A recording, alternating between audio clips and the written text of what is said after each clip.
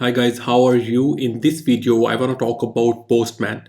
Not just the basics like calling an API and testing, but advanced feature of Postman in order to make our API testing more faster and more reliable. And using all the utilities that Postman provide us, I'm gonna be using that. Before I move forward, I just wanna request you guys to subscribe my other channel Umair aka Mirza, where I make videos on tech reviews, vlogging and a lot more other stuff. You can get the link of my other channel in the description of this video. On the left side, you can see there is toolbar, and in the middle we can call an API and a lot of stuff. We can create different tabs over here. I'll start with the basic. If anybody don't know what is the use of Postman, so what we do is we just create a new request. Let's say I want to create a get request. Let's say I have localhost colon 3000 slash users. Okay, and localhost 3000 is the server that I am running in my local system. I'm building up authentication system with Node and Express, that I'll be creating a video on that in couple of days. So I'm just testing the APIs that I've created. So I'm gonna get the users API. Okay, users API. If I click on send preview, you can see that it says can't get slash users. So there is no users API that has the method get. Okay, but it has the method post that we can create a new user. Okay, so I will click on the body and I will click on the raw, and I need to pass in the JSON data in order to create a new user in my server that I've just created. I need to create email. So umair@gmail.com, and I need to create password. Let's say this password. I think there is a third property as well for creating a new user, email, password, and a name of that user, Umair. Okay, just click on send and you can see pretty. So you can see that it has returned me this data. It means that this particular user has been created in database. Okay, and I have implemented all the bcrypt thing for encryption of the password, and I've created the JWT token in this array and a separate key for that token. Okay, so these are the basics. We can have all these methods, mainly usually the get, post, put, patch and delete are used, but we can use other methods as well. So Postman is used to test the APIs. Okay, so first of all, what I want to do is I want to create the categories. Let's say that we have tens of applications. If we create all those API calls over here, we need to change the data over here again and again, add the API calls, add the route, and a lot of stuff we need to do again and again. How can we automate things? Okay, first of all, on the left side, I have the collection task app that I was just testing out, but I need to have another collection. Collection is kind of a category. So I will create auth app as a collection name, and I will click on create. Auth app does not contain anything as of now. Okay, so auth app is going to have a lot of requests inside it. Requests mean creating user, login user, deleting user, updating user, and a lot of these things on other models of the database. Okay, so what I'm going to do is I'm just going to remove, don't save it, and click on these three dots, add request, request name, and I will create user is the name of this request, and I'm not going to create add any description. So save to auth app. Okay, so if I see create user, this has been created. So if I just click on post localhost colon 3000 slash users, go to the body raw and JSON, and I can create the data inside it. Okay, so Umair Mirza is the name, email umairj@yahoo.com, and password is, let's say, PAK12345. Okay, it should be within the double quotes. All right. Okay, I'm gonna click on the save. Okay, and let me just cross it. So our request exists over here. No matter if we close the Postman, we have saved our request for future calls. If we need to test the APIs in the future, we can create. Don't need to create these API calls again and again. I have just created a new collection, and I have just it has just been shown over here. If I go to the body JSON, you can see that all the data exists over here. Okay, so let me just click on send. So this user has been created along with the tokens. Okay, so this is how we can create.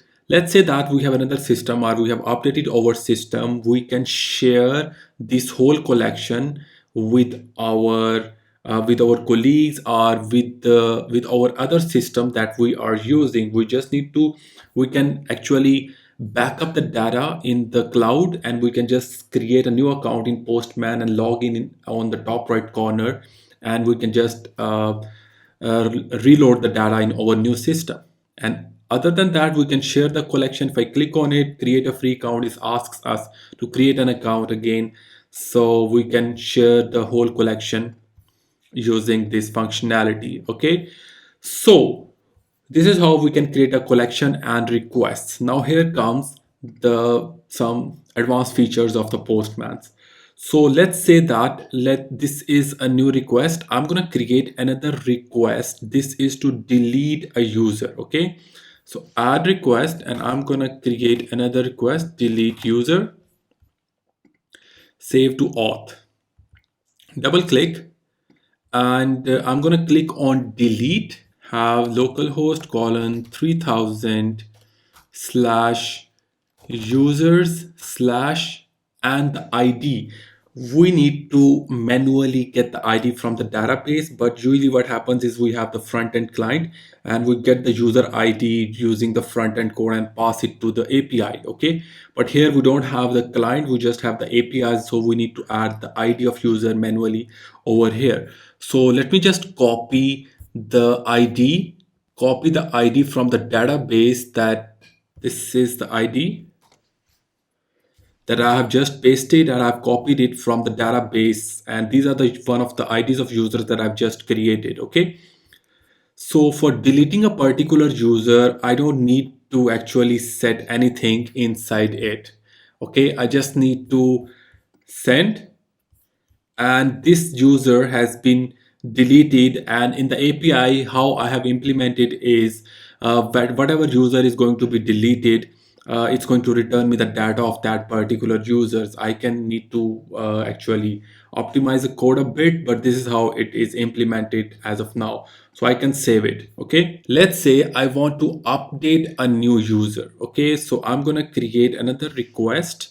So update user, save to auth, click on update user, localhost colon 3000 slash users slash, and for updating user, again we need to pass in an ID. So it has been copied. Now I need to pass the data. So I'm gonna create the raw data in JSON format. So I've just fast forwarded it. This is the method patch. This is to update a new user, and this is the API call slash user slash an ID. We just need to update the method of that call. Okay, so here I've just sent the raw data. I need to send the email, and along with that I can change the password or change the user of that particular user. So this is how we can update a new user. Okay, so now we have 3 requests within this collection.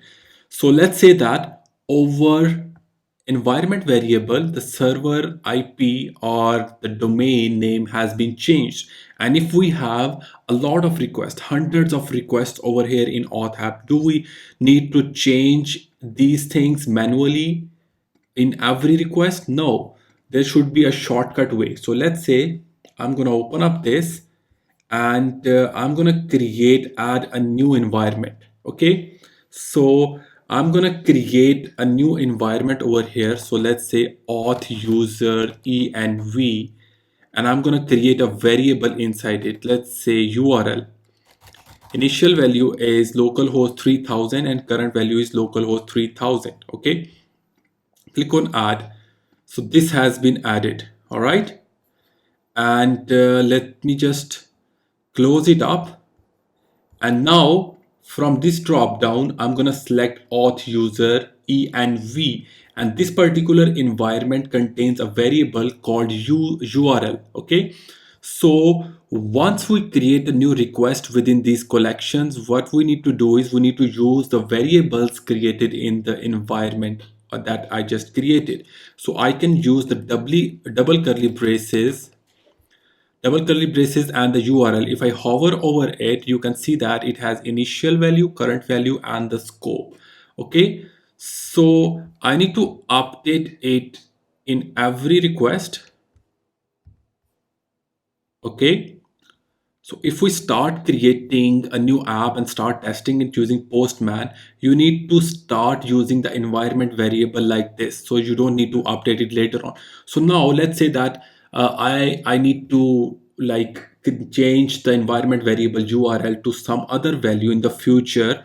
I just need to change the value of this URL, and I don't need to make any changes in these requests. Okay, so I'm gonna create a new user now. So let's say that Umair Jamil, I just created Umair Mirza at yahoo.com and 5678, and this is the new data. I just need to click on send, and you can see that this new user with the same email username has been created. So it means this URL, this environment variable URL, is working fine. Okay, so this is how you can create a global variables in order to actually use it in multiple requests of a collection. Okay, so I hope that you have got the idea.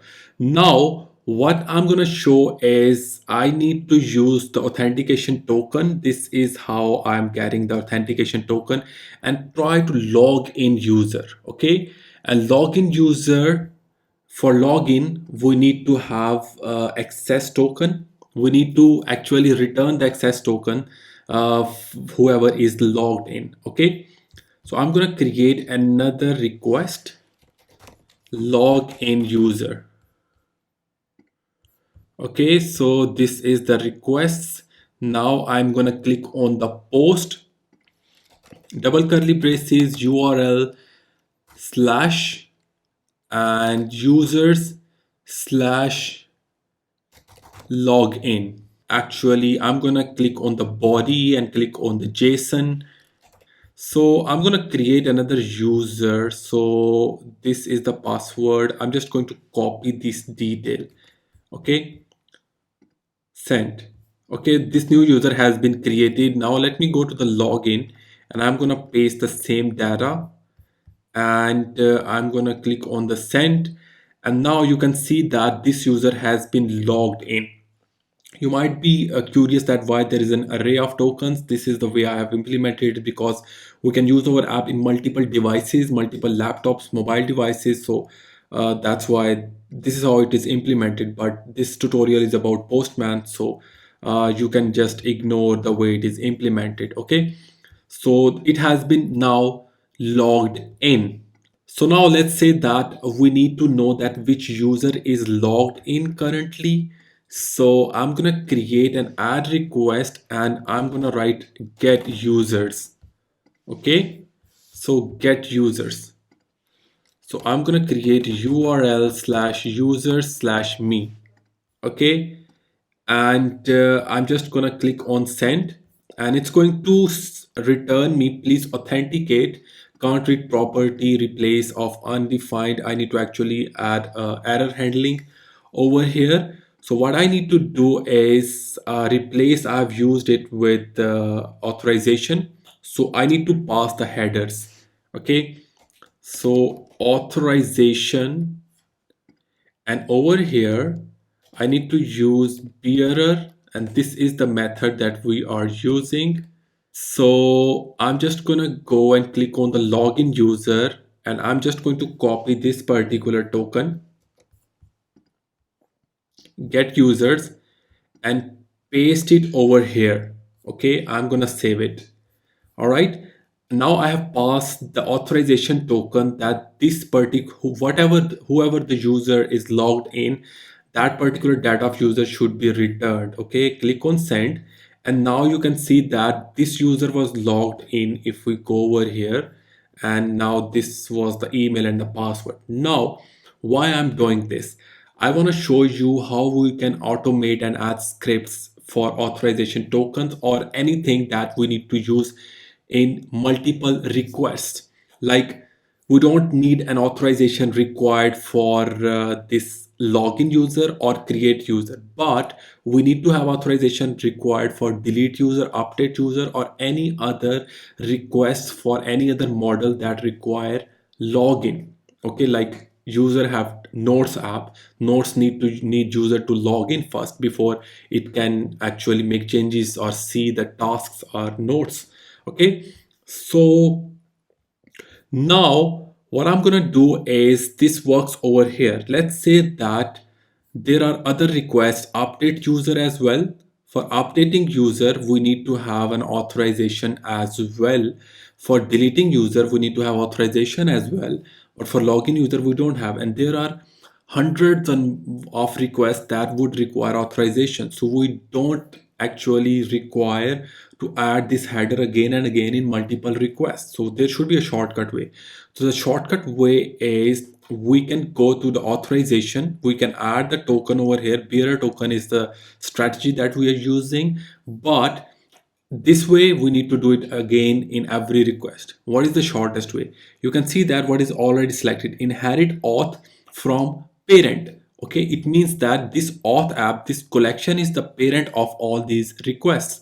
So if I click over here, click on add it, you can see that along with the description, it has authorization, pre-request, scripts, test, variable. So I'm going to go click on authorization, click on bearer token, and over here I can simply paste that particular token. Okay, so I'm gonna click on update. All right, now I'm gonna go to the header, I'm going to delete it. Okay, so let me just delete this particular authorization. Now if I click on send, you can see that the user is now being returned even though we haven't added the authorization bearer token over here in the header. Okay, so login doesn't require any particular token. So what we can do is we can go to the authorization. It doesn't require authorization from parent, so I'm gonna go and click on auth. Create user doesn't require authorization, so click on authorization, click on drop down, click on no auth. Okay, so these two calls won't require any authorization. We can have other requests like forget password, email verification. These would even require no authorization. So, but all other requests would require authorization. So we can add authorization token in this particular collection and it will be inherited in the child requests. Okay. So there's one another thing that I want to share with you guys, and that is the variable that we can create on runtime, okay, in the tests. All right, so I'm gonna click on the login user, click on the tests, and over here we can have a script. We can write the JavaScript that how we need to manage our token. Okay, but before that, I'm gonna go click on add it, click on authorization. Rather than adding the token over here, what I'm going to do is I'm going to have a double curly braces, my auth token, and you can write anything inside here. Okay, although it is not exists as of now, but we are going to create this particular variable on runtime using JavaScript. Okay, so I'm just going to copy its name, click on update. Now come over here in the login. Let me just try and click on the get users. You can see that it won't work because that particular variable doesn't exist. We just removed that. Okay, come over here in the login, go to the tests, And now I'm going to paste two lines of code. This is the PM. PM stands for Postman. This is the response code. Whenever we log in, if it gets successful, the return code is 200. Okay. And after that, I'm going to change the name of that variable that I just created. Okay. And it's going to get the token value from the response that we get over here. This is the name of that token. Okay, so what it's doing, it is checking if after once the user gets logged in, and if it is successful, then set the value of this particular variable to the value of the token exists within the user object, this token. So this value is going to be stored in this particular variable. Okay, so whenever user logged in again and again, we don't need to actually manually copy the token over here and go to the edit collection and update over there. Okay, it will be automatically updated in that collection once the user gets logged in. Okay, so the last token needs to be updated to this particular variable. All right, so let me just save it. Okay, and let me log in. So it has been logged in, a new token has been created. Okay, and if we go over here auth user env, you can see that this variable has have been created automatically and its value has been set to this. And whenever the user logged in again, this value will be updated automatically. Okay, so let me just go to the get users and click on send, and now you will see that this user has been returned because the value of this this variable have been set once the user logged in. So that's pretty much it. Hope you like it. There are a lot more other things. It's pretty much understanding. We can export the collection, the whole collection, and import it in another Postman in another system. So we can have the duplicate collections. We can add a folder, child folders within those collections to make things organized if there are a lot of requests, and we can as well share these collections. Okay, so these were the advanced features of the Postman that I wanted to share. I hope you guys liked it, and make sure you try following and try to do it yourself as well, and play with multiple API calls using the Postman. And if you like my video, make sure you subscribe my channel, hit the like button and hit the bell icon so you may get the notification of the upcoming videos. Thanks for watching, guys.